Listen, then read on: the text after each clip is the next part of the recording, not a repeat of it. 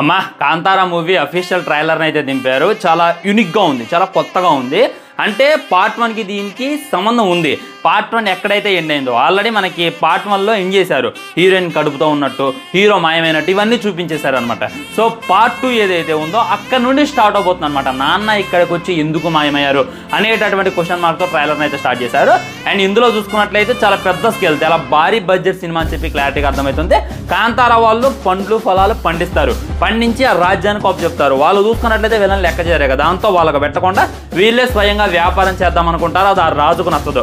ఆ తర్వాత మన హీరో చూసుకున్నట్లయితే యువరాణిని లవ్లో పడేసి తనతో రొమాన్స్ చేస్తాడు, అది కూడా నచ్చదు. ఆ తర్వాత తను కలిసి ఈ అందరినీ కూడా చంపేయాలి, ఈ గుడెంలో ఉన్న కాంతారా వాళ్ళందరినీ కూడా నరికేయాలి అని చెప్పి పూనుకుంటాడు. పూనుకున్న తర్వాత మరేం జరిగింది, అప్పుడు ఈశ్వరుడు వస్తాడు అని చెప్పి నేనైతే అనుకుంటున్నా. ఎందుకంటే మనకి కాంతారా పార్ట్ 1లో చూసుకున్నట్లయితే మొత్తం కాంతారా రిఫరెన్స్లు ఉన్నాయి, ఇందులోనేమో పరమేశ్వరుడు రిఫరెన్స్లు ఉన్నాయి.